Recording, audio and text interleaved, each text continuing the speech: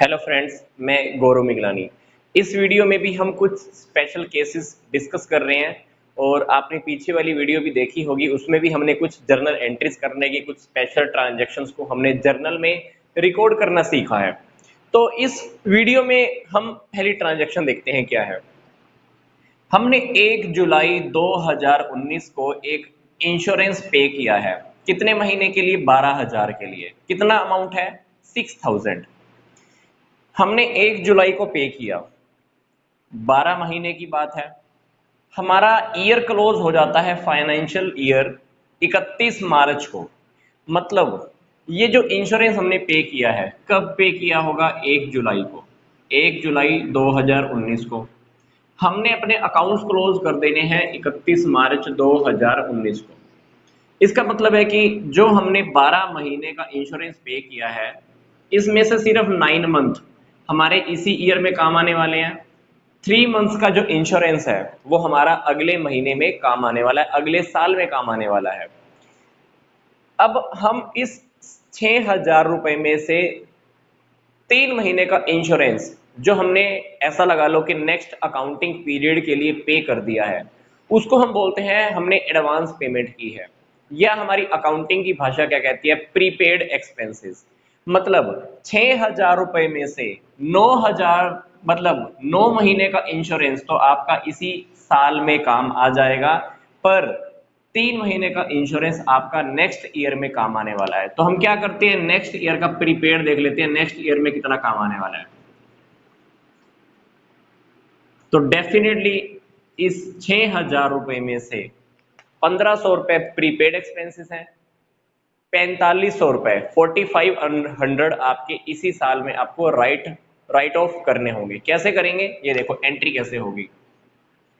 जितना इस साल का है उसको आप डाल दीजिए इंश्योरेंस अकाउंट के अंदर। कितना? 4,500। प्रीपेड कितना है? प्रीपेड इंश्योरेंस है आपका 1,500। बट आप पेमेंट पूरी कर चुके हो, तो इसलिए कैश अकाउंट में से आपका 6,000 क्रेडिट हो जाएगा।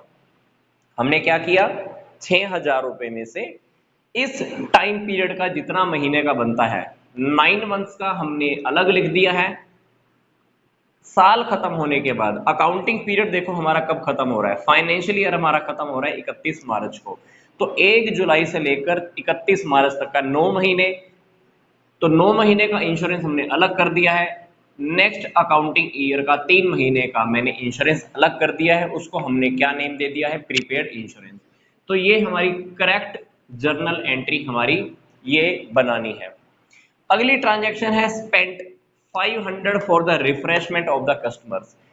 बिजनेस में कभी कभी क्या होते हैं, कस्टमर्स जब आते हैं तो हमको उनके ऊपर चाय पानी का खर्चा, कुछ और भी खर्चे कभी कभी करने पड़ते हैं, ताकि हमारा कस्टमर काफी देर तक बैठा रहे और उससे हम अच्छे से डील कर सके और वो जल्दी से ही डीलिंग करके खत्म करके ना निकल जाए। और इससे हमारा क्या होता है, उससे लॉन्ग टर्म रिलेशनशिप बिजनेस का बना रहता है। तो जब हम इस टाइप के जब एक्सपेंसेस करते हैं, तो ये जर्नली एक्सपेंसेस ऐसे होते रहते हैं, तो हम बोलते हैं इसको sundry expenses. Sundry expenses account debit.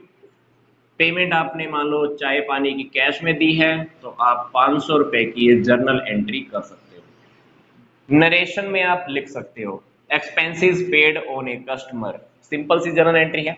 Next देखते हैं, हमने जियो लिमिटेड के शेयर्स खरीदे हैं 1,00,000 रुपए। आपने सुना होगा कुछ लोग किसी कंपनी के शेयर खरीदते हैं, शेयरिंग में ट्रेडिंग करते रहते हैं, ऑनलाइन ट्रेडिंग, शेयर खरीदना शेयर्स बेच देना। इसी तरह से मान लो मैंने जियो लिमिटेड के 1,00,000 रुपए के शेयर्स खरीदे हैं, और जिसने मुझे खरीद के दिए हैं किसी ब्रोकर से, मान लो मैंने खरीदे हैं, तो उसको मैंने 2% का ब्रोकरेज भी पे किया है। तो डेफिनेटली ब्रोकरेज कितना पे किया है? 2%। किसका? 1,00,000 का। तो 1,00,000 तो मैंने शेयर्स के ऊपर ही इन्वेस्ट किया है, तो 2% उसकी ब्रोकरेज हो गई। तो 1,00,000 का अगर आप 2% काउंट करोगे तो 2,000 आपकी ब्रोकरेज भी लग गई है। तो अल्टीमेटली आपने ये इन्वेस्टमेंट कितने की खरीदी है? 1,02,000 रुपए में खरीदी है। तो आप इन्वेस्टमेंट अकाउंट को डेबिट कर दीजिए 1,02,000 रुपए से। मान लो आपने चेक से पेमेंट किया है, तो आप चेक से पेमेंट कैसे करेंगे? बैंक अकाउंट को आपने क्रेडिट कर दिया है। हमने 2000 का एक्सपेंस अलग से शो नहीं करना है, ये हमारा इन्वेस्टमेंट की वैल्यू में ऐड हो जाएगा। जैसे कि हमने पीछे वाली वीडियो में भी देखा है, जब हम बिजनेस में कोई प्रॉपर्टी खरीद के लाते हैं, मान लो मैंने 1 लाख की मशीन खरीदी, उसको लाने के ऊपर 20,000 का खर्चा हो गया, 10,000 मैंने मान लो मैंने रजिस्ट्रेशन कर दिया, तो क्या मैं वो खर्चा अलग अलग दिखाऊंगा, मशीन का लाने का, लगाने का, उसको खरीदने का? नहीं। तो वो टोटल मशीन मेरी कितने की हो जाएगी? 1,30,000 की, क्योंकि मैंने मशीन 1 लाख में खरीदी, 10,000 20,000 लाने का खर्चा हो गया, तो वो टोटल खर्चा ऐड होकर हम उस प्रॉपर्टी की वैल्यू उतनी ही मानते हैं। हमको लाने के लगाने के खर्चे अलग से शो कभी नहीं करने होते हैं। यहां पर भी हमने यही किया है, इन्वेस्टमेंट के अंदर ही हमने 1 लाख के अंदर 2,000 रुपए हमने ऐड कर दिए हैं। नेक्स्ट एंट्री है हमारी additional cash introduce by the owner. Business में कैपिटल की जरूरत हुई, बिजनेसमैन ने क्या किया? एडिशनल कैपिटल, अतिरिक्त कैपिटल, फर्दर कैपिटल और इंट्रोड्यूस की है। सिंपल सी है ये भी जर्नल एंट्री। जैसे कि हम स्टार्टिंग में क्या एंट्री करते हैं, जब बिजनेस स्टार्ट करता है, जब वो कैपिटल लगाता है बिजनेस में, तब हम क्या एंट्री करते हैं? Cash account debit to capital account. वही एंट्री हमको यहां पर होगी। क्या एंट्री करनी है? Cash account debit to capital account. जितना अमाउंट लगाया है आप लिख दीजिए, ब्रैकेट में नरेशन में आप लिख सकते हो, क्या लिखना है? Additional capital introduced by owner. तो आप ये जर्नल एंट्री यहां पर कर सकते हो। तो ये हमारी 4 जर्नल एंट्रीज कंप्लीट हो चुकी हैं। नेक्स्ट देखते हैं, paid 500 for the subscription of the newspaper. मान लो आपने न्यूज़पेपर स्टार्ट कराया है, नेक्स्ट मंथ से मान लो आपके पास न्यूज़पेपर आना है, तो सब्सक्रिप्शन का अमाउंट तो देना होता है। तो हमने अगर न्यूज़पेपर स्टार्ट कराया है, तो डेफिनेटली हमारा ये एक एक्सपेंडिचर है, तो इस एक्सपेंडिचर को हम क्या लिखेंगे? Miscellaneous expenditure, miscellaneous expenditure account debit. कितना पे किया है? मान लो आपने 500 पे किया है, तो आप लिख दीजिए टू कैश अकाउंट 500। ब्रैकेट में आप लिख सकते हैं expenditures paid for the subscription of newspaper. Simple सी हमारी जर्नल एंट्री। नेक्स्ट देखिए, received 100 rupees from the sale of old newspaper. Newspaper हमारे पड़े पड़े बेकार होते रहते हैं, हमने मान लो उसको बेच दिया, कबाड़ में बेच दिया, हमको मान लो 100 रुपीज रिसीव हुए, तो वो पैसा रिसीव हुआ, डेफिनेटली आपके पास कैश आ गया। तो क्या करना है आपने? कैश अकाउंट डेबिट कितना आया? 100 रुपीज, उसको आप मिसलेनियस इनकम का नाम दे दो, कितना? 100 रुपीज। नरेशन में आप लिख सकते हैं बीइंग या cash received from the sale of old newspaper, आप नरेशन में लिख सकते हैं। नेक्स्ट एंट्री देखिए, salary paid, salary paid 8,000 and outstanding salary 2,000। आपने 8,000 रुपए सैलरी के पे कर दिए हैं, पर अभी भी आउटस्टैंडिंग सैलरी है कितनी? 2,000। मतलब आपने 8,000 तो कैश पे कर दिए हैं और 2,000 हमने अभी तक पे नहीं किए हैं। क्या करना है हमको? हमने पीछे वाली वीडियोस में देखा है, जब भी हम अकाउंटिंग ईयर कंप्लीट करते हैं, तो हमको अपने बिजनेस में मैचिंग कॉन्सेप्ट के अकॉर्डिंग एग्जैक्ट खर्चा दिखाना होता है। वो खर्चा भी दिखाना होता है जो हमने पे कर दिया है, प्लस वो खर्चा भी दिखाना होता है जो ड्यू हो गया है, मतलब पे करना था आपने अभी तक पे किया नहीं है। 8,000 का खर्चा तो आपने पे कर दिया है, ये भी दिखाना है।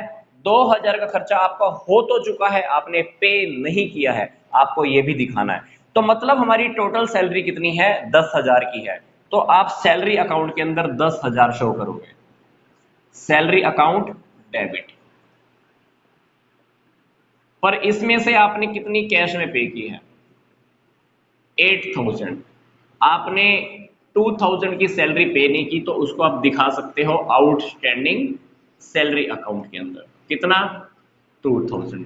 नरेशन में आप लिख सकते हो salary paid 8,000 in cash and salary is outstanding by 2,000, क्योंकि फाइनेंशियल ईयर के खत्म होने के टाइम पर हमको एग्जैक्ट अपने एक्सपेंस दिखाने पड़ते हैं, इसलिए मैंने एग्जैक्ट सैलरी दिखा दी है 10,000। ठीक है, हमने 8,000 कैश पे किया है, तो 8,000 दिखाओ। जितना आपका आउटस्टैंडिंग रह गया, लाइबिलिटी फॉर्म में रह गया, तो उसको अब लाइबिलिटी फॉर्म में दिखा दो। यहाँ पे हमको आउटस्टैंडिंग सैलरी को क्या कर रहा है? क्रेडिट करना है 2,000 को।